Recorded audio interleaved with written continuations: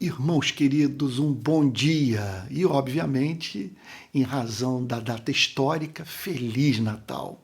O culto de hoje está sendo transmitido por meio de gravação. Eu não tive como fazer a transmissão online em tempo real como tanto amo.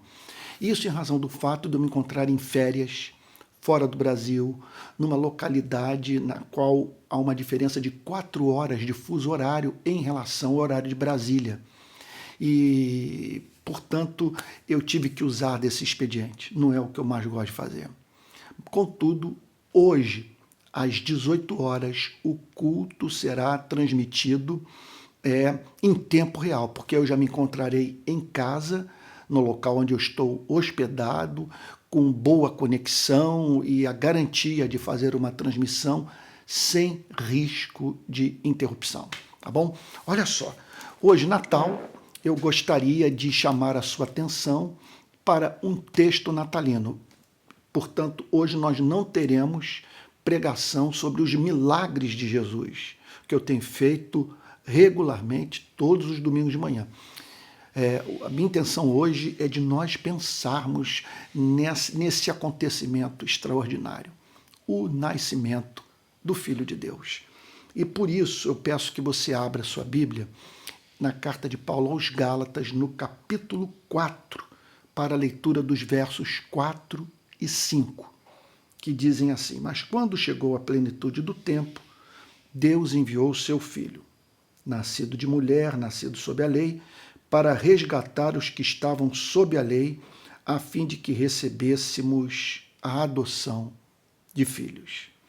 Então, o texto declara que o plano de salvação foi levado a cabo por Deus com toda a prudência, com toda a sabedoria, a fim de que meios fossem estabelecidos para que o glorioso propósito da redenção pudesse ser levado a cabo.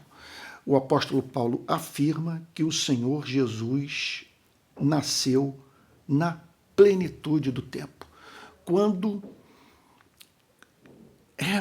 o mundo havia sido preparado por Deus para essa extraordinária manifestação do amor de Deus, para que a humanidade tivesse contato com a suprema revelação que Deus fez de si mesmo aos homens e às mulheres. Porque Deus se revela a nós por meio da nossa consciência, Deus se revela a nós por meio da sua criação, Deus se revela a nós por meio da sua palavra, das escrituras do Antigo e do Novo Testamento, mas, acima de tudo, Deus se revela a nós na pessoa de Cristo, o que não pode, obviamente, ser dissociado da revelação que Deus faz de si mesmo no Novo Testamento, porque tudo que nós sabemos sobre o Cristo vivo é o que está escrito no Novo Testamento. Tentarmos dissociar a revelação do Cristo real, vivo, que nasceu no tempo e no espaço, literalmente, do conteúdo da revelação neotestamentária, sabe? Isso é um contrassenso. Contudo, nós temos que enfatizar o seguinte fato: nós não estamos perante uma fábula. Não se trata de um conto, de uma história inventada pelo homem. Quando nós falamos sobre o Cristo real, nós estamos falando sobre o Cristo verdadeiro que andou entre nós. Nós estamos falando sobre essa espantosa história contada pelo cristianismo, que Deus se revelou aos seres humanos por meio do seu único Filho. Veja, Deus se revelou a nós por meio do do Cristo encarnado. Veja, do Cristo em interação com esse planeta, com a cultura forjada pelos homens. Sabe? Ele se revelou a nós por meio do Cristo, que manteve contato com a sociedade humana. O Cristo, portanto, que foi tentado pelos homens, o Cristo que foi perseguido pelos homens, o Cristo que lidou com os homens, tanto na sua perversidade, quanto na expressão mais bela do seu caráter, quanto também lidou com o homem no seu sofrimento, na sua dor, na sua culpa, no seu desamparo, na sua morte. Então, quando nós olhamos para Deus nesse teatro, nos deparamos com uma Bíblia viva, uma Bíblia encarnada. É Deus em movimento. E, sendo assim, nos possibilitando conhecê-lo quando ele tocou no leproso, quando ele perdoou o apóstolo Pedro, quando ele esteve face a face com Pilatos, quando, movido por compaixão pelos famintos, ele multiplicou pães. Sabe? Quer dizer, quando subiu no Monte das Bem-aventuranças e apresentou à humanidade o seu extraordinário sermão, tão revelador do caráter de Deus, ao ensinar aos homens como que eles devem viver de modo a expressarem o caráter desse mesmo Deus. Então, na plenitude do tempo, há muito que nós poderíamos falar sobre isso. Nós poderíamos falar sobre os desdobramentos do plano da redenção no Antigo Testamento. Nós podemos falar sobre as circunstâncias políticas, sociais e econômicas do primeiro século, o período do nascimento de Cristo, que foram usadas por Deus para o livre curso da sua revelação e também de toda a história subsequente. Era necessário que ele nascesse naqueles dias a fim de que Deus levasse a cabo o seu plano da redenção a partir daquele ponto da história, sabe? De modo que nesses 2000 anos nós pudéssemos viver sob essa revelação, sob a luz dessa revelação, tendo acesso a ela. Quer dizer, passamos por pestes, passamos por fome, passamos por guerra, por tragédias naturais. Meu Deus, quanto sofrimento nesses últimos 2000 anos. Contudo, nós podemos olhar para o Natal e nos lembrarmos que esse sofrimento todo não resulta da indiferença divina. Porque no tempo e no espaço, repito, Deus se manifestou na pessoa de Jesus. E aí o apóstolo Paulo prossegue dizendo o seguinte: na plenitude do tempo, Deus enviou seu Filho. Isso é de tirar o fôlego. O Criador da Via Láctea, o Criador da nossa galáxia, de todas as galáxias, o Criador do universo, olhou para esse ponto azul insignificante no cosmos. Meu Deus do céu, isso é muito sério.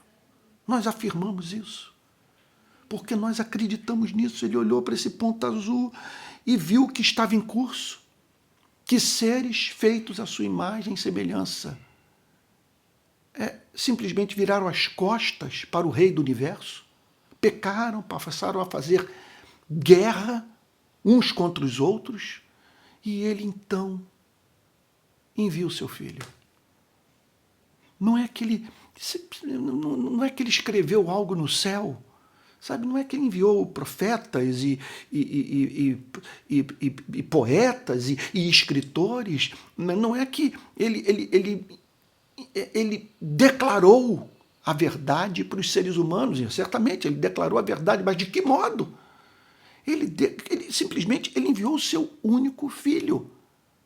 Isso é perturbador, encanta, comove. Ontem, ao pensar nisso, eu fui levado às lágrimas na nossa ceia de Natal, porque eu pensei nisso, na doçura desse nome, no que essa história significa para você e para mim. Sabe? Ele enviou o seu único filho, a sua palavra veio de modo encarnado. E quer dizer, ele enviou o seu filho para sofrer, enviou o seu filho como propiciação pelos nossos pecados. Ele não enviou o seu filho para tão somente falar aquilo que os homens poderiam comunicar. Ele enviou o seu filho para uma obra de redenção. Ele enviou o seu filho, certamente, para que seu filho comunicasse a verdade a você e a mim. Mas muito mais do que isso, olha o que o apóstolo Paulo declara ainda nessa passagem. Enviou seu filho, nascido de mulher, nasceu de um ser humano, nasceu de Maria, portanto, um ser humano real, nascido de mulher, nascido sob a lei, nascido sob o pacto que Deus havia feito com Moisés. Ele nasceu sob a lei porque era necessário. Vamos tentar entender por que o apóstolo Paulo declara que Cristo é nascido de mulher e nascido sob a lei, porque era necessário que um da nossa espécie cumprisse a lei por nós, que um ser humano real cumprisse a lei e desse a sua vida pelos pecadores. Por isso essa ênfase na nascido de mulher. Todos nós pecamos, mas teve um de nós, nascido literalmente de mulher, que viveu uma vida sem pecado. O que significa isso? Ele amou ao Pai com todo o seu ser e ao próximo como a si mesmo. Portanto, nascido de mulher e nascido sob a lei. Nascido sob a obrigação de cumprir a lei como condição para a sua e a minha redenção.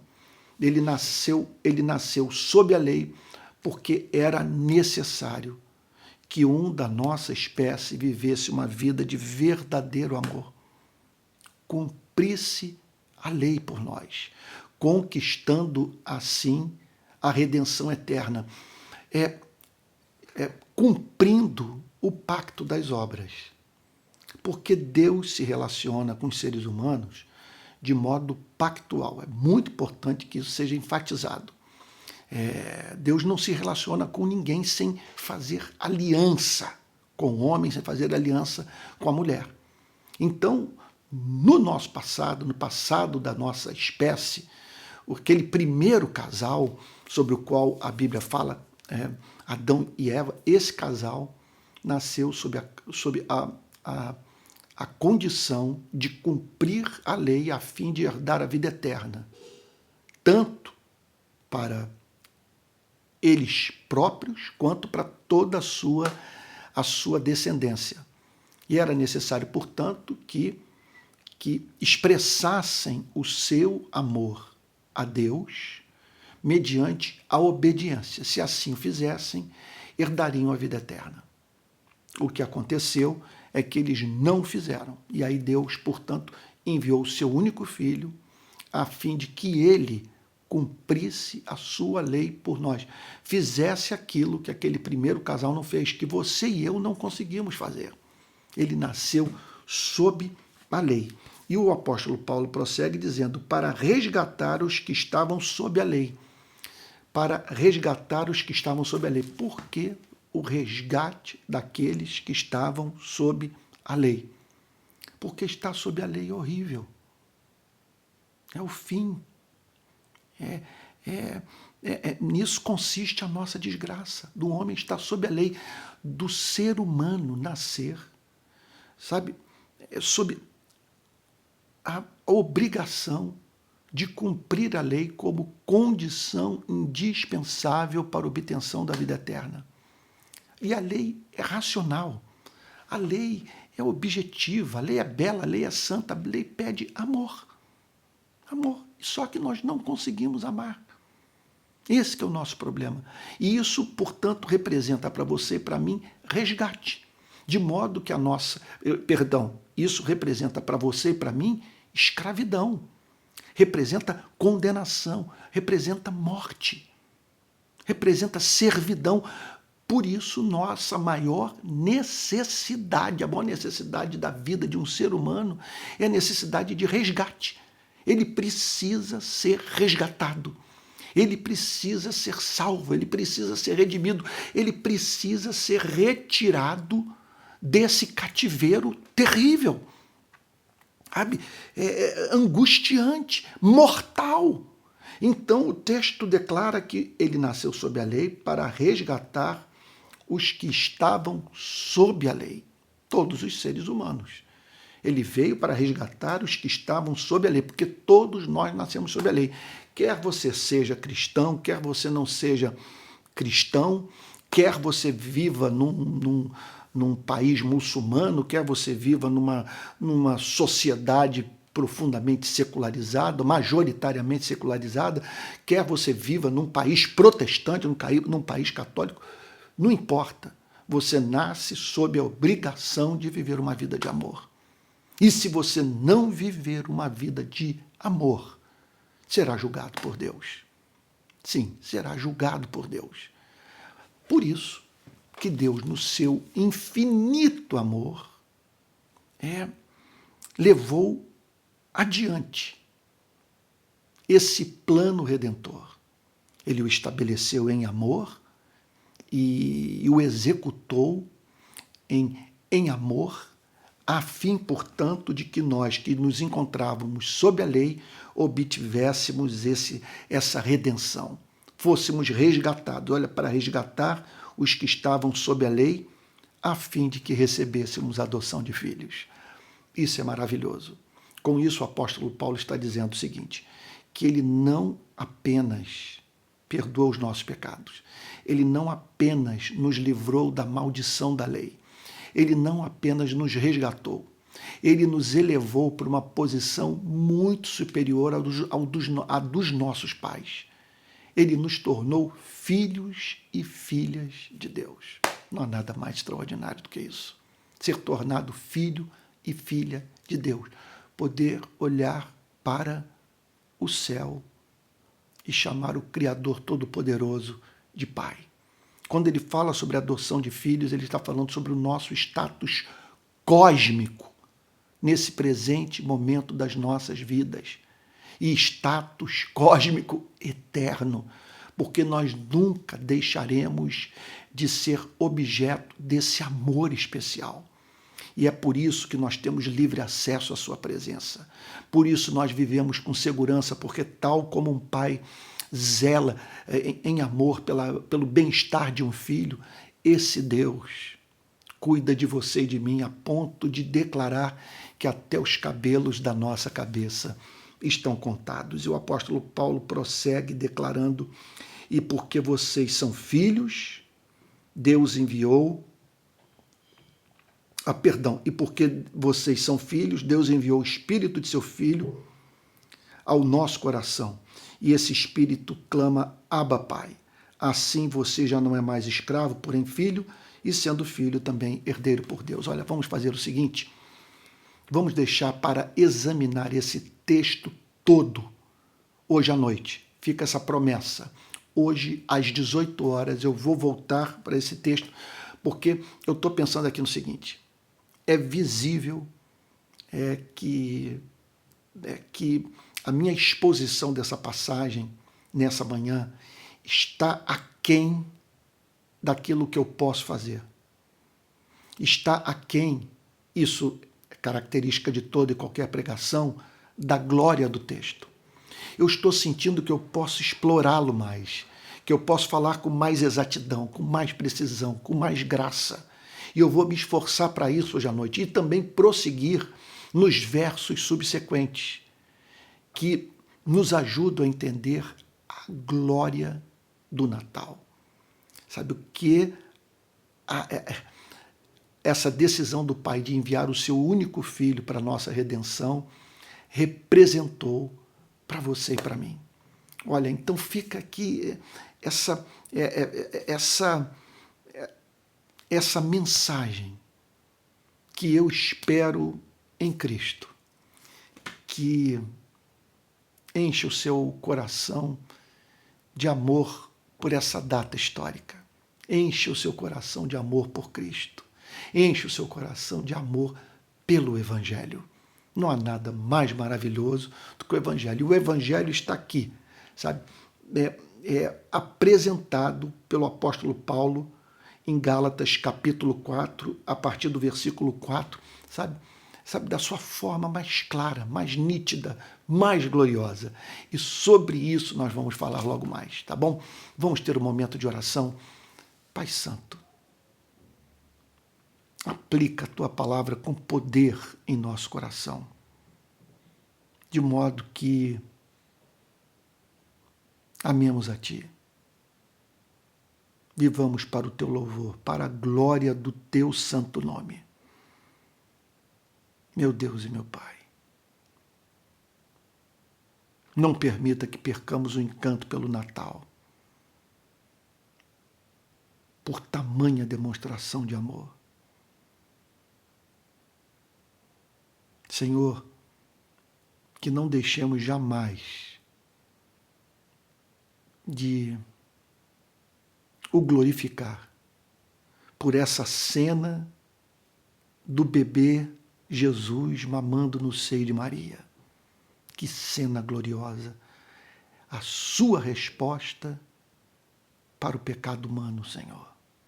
Meu Deus, em pensar que houve um período da história da humanidade em que o ser humano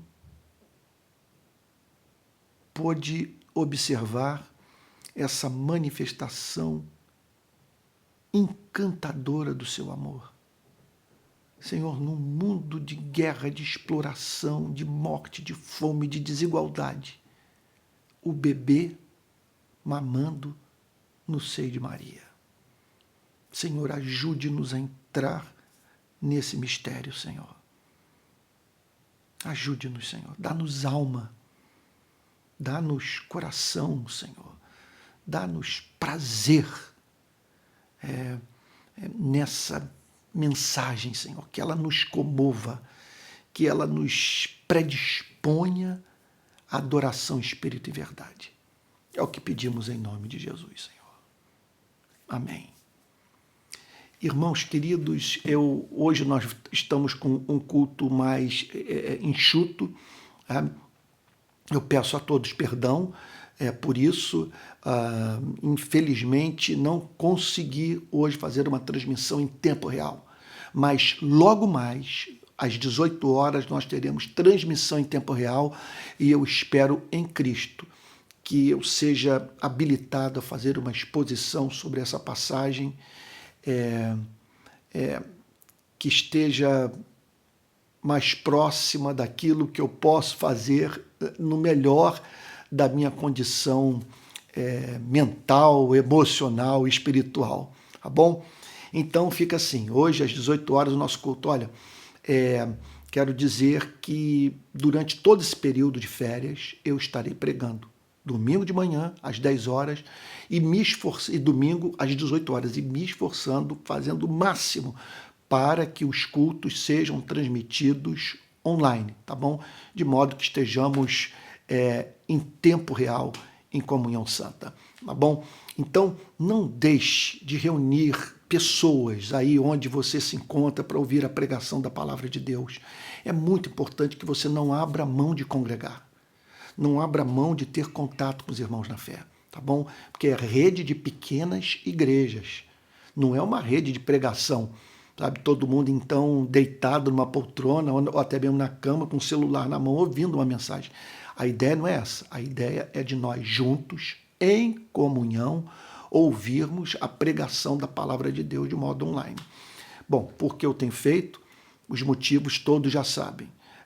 Pessoas se afastaram das suas igrejas em razão do envolvimento dessas igrejas com política, ficaram sem igreja e eu estou oferecendo essa ajuda, sabe? Então, pessoas que agora estão congregando, pessoas que estão ouvindo a pregação da palavra de Deus,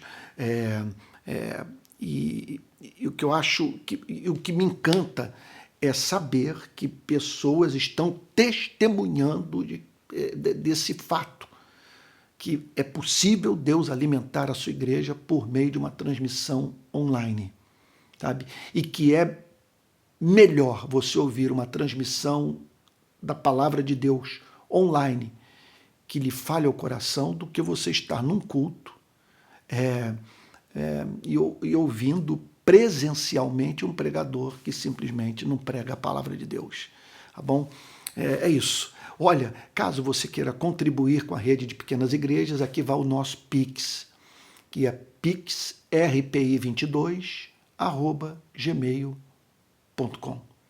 pixrpi22@gmail.com. Se você enviar sua oferta, ela vai cair na conta da rede de pequenas igrejas, tá bom? É isso. Vamos encerrar o nosso culto.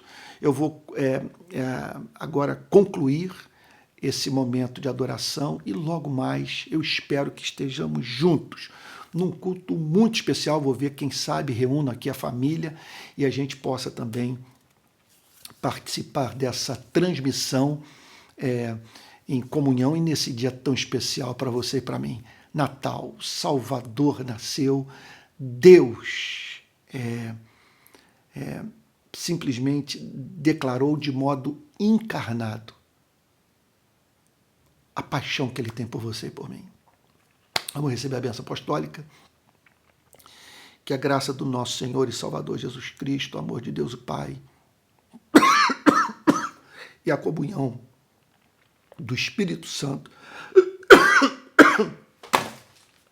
perdão, sejam com cada um de vocês, desde agora e para todo sempre.